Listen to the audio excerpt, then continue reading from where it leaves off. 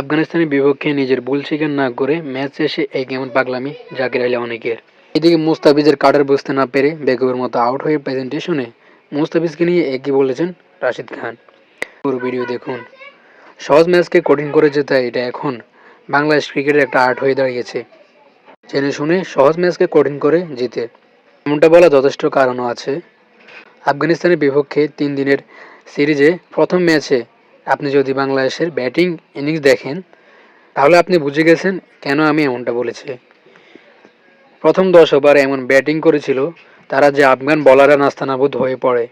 প্রথম 10 ওভারে তাদের সংগ্রহ 104 রান, কিন্তু এরপরে মাত্র 5 ওভারে 14 রানে 6 উইকেট পড়ে গিয়েছিল। যেখানে ম্যাচ জয়ের জন্য 10 ওভার মাত্র 52 রানের দরকার ছিল।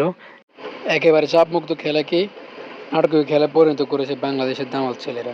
অনেক শামীম পাটোয়ারি ব্যাট করতে নেমে বল না দেখে অযথা রিভিউ নিয়ে শুধু রিভিউগুলো নষ্ট করেছিল।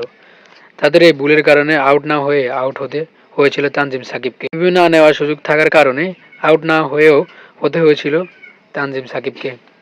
শেষ 10 ওভারে 49 রান তুলতে গিয়ে 6 উইকেট হারিয়ে ম্যাচ হারতে বসেছিল বাংলাদেশ। শেষ মুহূর্তে নুরুল হাসান ও রিশাদ হোসেনের দুর্দান্ত জুটিতে জয় দেখা পায় বাংলাদেশ।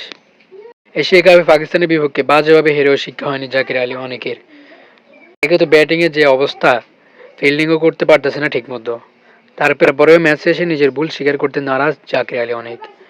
ম্যাচ শেষে জাকির আলী অনেক বলেন, ক্রিকেট একটি ফানি গেম, এখানে এমনটাই ঘটবে স্বাভাবিক। বুঝলাম ক্রিকেট ফানি গেম, তাই বলে এত কাণ্ডজ্ঞান হলে চলবে?